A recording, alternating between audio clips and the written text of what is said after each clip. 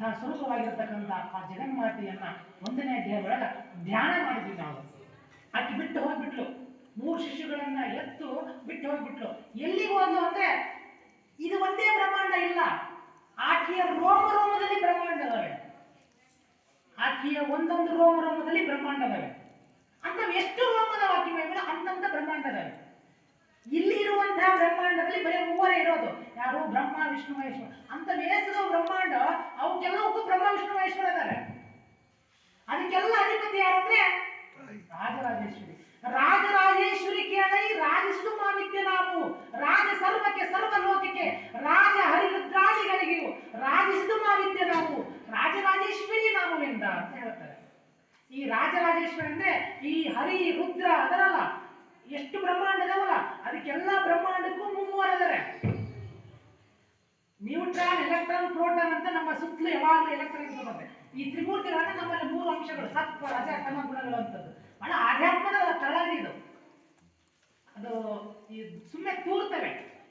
ಇದನ್ನ ಇವಾಗ ಅಷ್ಟೇ ಹೇಳಬೇಕು, ಮತ್ತೆ ಯಾವಾಗ ಬಂದು ಕೇಳಿದಾಗ ಹೇಳಕ್ ಬರಲ್ಲ ಅವು. ಯಾಕೆ ಹೇಳಕ್ಕಲ್ಲ ಅಂದ್ರೆ ಬ್ರಹ್ಮವನ್ನು ತಿಳಿದವನು ಸುಮ್ಮನೆ ಇರಬೇಕು, ಬ್ರಹ್ಮವನ್ನು ತಿಳಿದು ಹಮ್ಮಿದೊಡೆ ಕಳ್ಳನು ಕೆಮ್ಮಿದಂತೆ ಅಂತ ಹೇಳ್ತಾರೆ. ತಿಳ್ಕೊಂಡು ಅದು ಸುಮ್ಮನೆ ಕುತ್ಕೋಬೇಕು. ಅವನು ನನಗೆ ಗೊತ್ತು ಅಂತ ಬಂದ್ರೆ ಕಳ್ಳತನ ಮಾಡಕ್ ಬಂದ ಕಾಲ ಕೆಮ್ಮಿದ್ರೆ ನಮ್ಮವನು ತಿಳಿದವನು ಸುಮ್ಮನೆ ಇರಬೇಕು. ಗೊತ್ತಲ್ಲಪ್ಪ, ಈಗ ಅವಕಾಶ ಐತೆ, ಇದು ಹೇಳುವಂತ ಸಂದರ್ಭ ಹೇಳ್ತಿದ್ದೀವಿ. ಸತ್ಯವನ್ನು ತಿಳಿದವನು ಸತ್ತಂತಿರ್ಬೇಕು. ಅವನು ಹೆಚ್ಚಿಗೆ ಮಾತಾಡಬಾರ್ದು, ಹೇಳಬಾರ್ದು.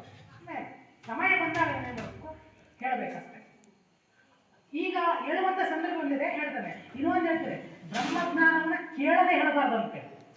ಕಷ್ಟ ಬಿಟ್ಟು ಫೋನ್ ಮಾಡಿ ಕಳಿಸಿದ್ರೆ ನೀವೇ ಬರಬೇಕು, ನೀವೇ ಬರಬೇಕು, ಒಂದ್ ದಿವಸ ಲೇಟ್ ಆಗುತ್ತೆ ಪರವಾಗಿಲ್ಲ, ಬರ್ರಿ ನೀವೇ ಬರ್ರಿ ಅಂತ ಕಳಿಸಿದ್ರು ಗುರುಗಳು. ಇಲ್ರಿ ಗುರುಗಳೇ ಬ್ಯಾಡ, ಇಲ್ರಿ ನಮ್ಮ ಮಾನವರುಗಳೆಲ್ಲ ಬಹಳ ಅಭಿಪ್ರಾಯ ಪಡ್ಬಿಟ್ಟಾರೆ, ನಾವು ಬಂದ್ರೆ ನಿಮ್ಗೆ ಖುಷಿ ಆಗೈತೆ ಅಂತ ನಾವು ಭಾವಿಸ್ಕೊತೀವಿ. ಖುಷಿ ಆಯ್ತಾ? ಖುಷಿ ಆಯ್ತು ಹೇಳಿದ್ರು. ಇಲ್ಲ, ನಮ್ಮ ಮಾಲಾವೃಂದದವರೆಲ್ಲ ಬಹಳ ಅಪೇಕ್ಷೆ ಪಡ್ತಿದ್ದಾರೆ, ಮತ್ತೆ ಅಲ್ಲಿಗೆ ಕರ್ಕೊಂಡು ಬರ್ತಾರೆ ನೋಡಿ.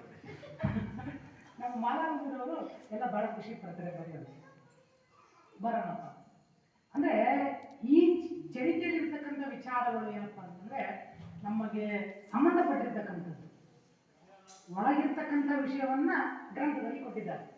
ನಾವು ದೇಹವನ್ನು ಬರೀ ಕೈ, ಕಾಲು, ರಕ್ತ, ಮಜ್ಜೆ, ಮಾಂಸ, ಹೊಸ ಮೂಳೆ ಅಷ್ಟೇ ನೋಡ್ಕೋತೀವಿ. ಆದ್ರೆ ಅದಕ್ಕಿಂತಲೂ ಒಳಗೊಂದು ವಿಶೇಷವಾದ ಶಕ್ತಿ ಇದೆ. ಅದಕ್ಕೆ ಯಥ ಬ್ರಹ್ಮಾಂಡ ತಥ ಪಿಂಡಾಂಡ ಅಂತ ಹೇಳ್ತಾರೆ. ಬ್ರಹ್ಮಾಂಡದ ಪ್ರತಿಯೊಂದು ಅಂಶಗಳು ನಮ್ಮೊಳಗಿದ್ದಾವೆ. ಏನು ನಕ್ಷತ್ರ, ಸೂರ್ಯ, ಚಂದ್ರ ಎಲ್ಲ ಇರೋ ಒಳಗೆ ಪ್ರತಿಯೊಂದು ದೇಹಕ್ಕೆ ಬೇಕಾದಾಗ ಹೀಟ್ ಮಾಡ್ಕೋಬಹುದು, ಬೇಕಾದಾಗ ಸಣ್ಣ ಮಾಡ್ಕೋಬಹುದು. ಅಂತಂತ ಶಕ್ತಿಗಳು ನಮ್ಮಲ್ಲೇ ಸ್ವಿಚ್ ಬಟನ್ ಎಲ್ಲ ಇದಾವೆ. ನೆಗಡಿ ಹಾಕತ್ತೆ, ಬಿಸಿ ಹಾಕತ್ತೆ ಎಲ್ಲ